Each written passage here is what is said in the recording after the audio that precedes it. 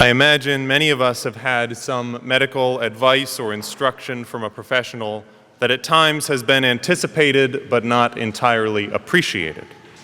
Whether it's hearing at repeated visits to the doctor that we need to exercise more or eat healthier, or the dentist telling us to floss more often, there's probably something at some point we've grown accustomed to hearing. And I think this time of year it can be a similar experience here in church. Surprise, surprise, we start off Lent hearing that we need to pray, fast, and give alms. It might seem that this universal prescription would wear out its welcome at some point.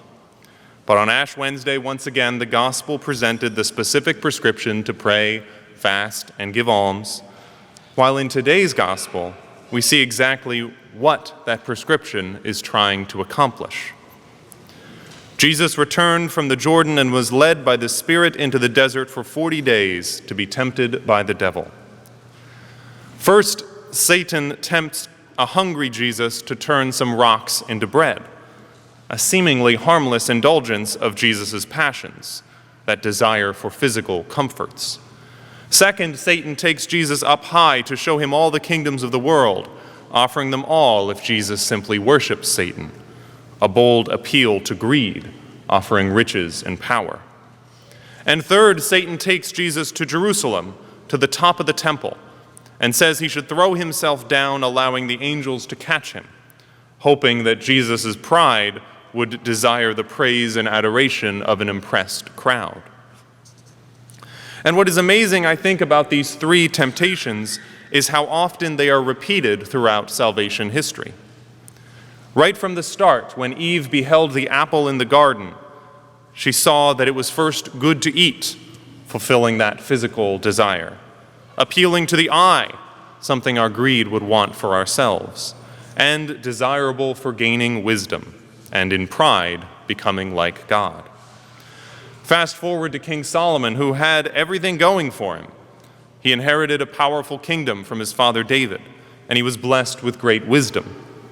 But he was given specific warnings that he eventually ignored.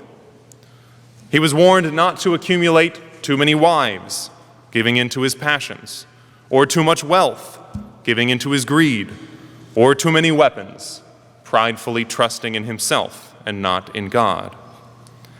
And even in John's first letter in the New Testament, he points out that the world's temptations are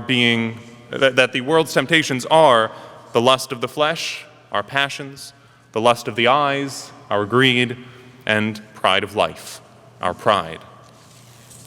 All throughout history, we fall for the same tricks, from Adam and Eve to the Israelite kings and the people, to the early church, and to today.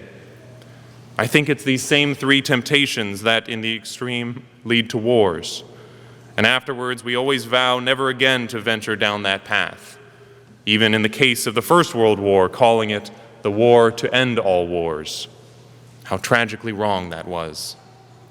Our first reading from Deuteronomy is Moses' attempt to get future generations of Israelites to remember the lessons learned at such a high cost. But besides these three temptations, the other thing these accounts have in common, surprisingly, is their setting. They are all a movement from paradise to the wilderness. Paradise, in the biblical sense, means dwelling with God and is often on a mountain like Sinai. Paradise was something first tasted in the garden and later in the temple. In fact, the garden, the temple, and our own churches are all modeled after the heavenly temple, the true paradise. And the wilderness was regarded as the domain of evil and of the devil. Adam and Eve moved from that first paradise of Eden to the wilderness of sin. The Israelites moved from the paradise of Jerusalem, gathered around the Temple Mount, to the wilderness of exile. And we have seen parts of our world move from the paradise of peace to the wilderness of war. But Jesus' movement in this gospel is the opposite. He started in the wilderness and moved up higher and then to the temple, that place of paradise on earth. As he rejected temptation, he reversed the normal flow of events. Even in the broader movements of his earthly life, Early in his ministry, he was in the wilderness, the outskirts of Judea. But slowly and confidently, the Gospels record a movement out of the wilderness and up to Jerusalem, ultimately to the cross on Mount Calvary. Paul knew in our second reading that truly hearing and believing the Word of God should move us to act. And Lent is about taking that action to reverse this path from paradise to wilderness that seems to be a part of our fallen human nature. Dedicating ourselves to prayer works to humble our pride. Giving up certain worldly goods in our fasting conquers our rebellious passions. And giving alms to the poor spites our greed. Our prescription remains the same: prayer, fasting, and almsgiving, because our ailment remains the same.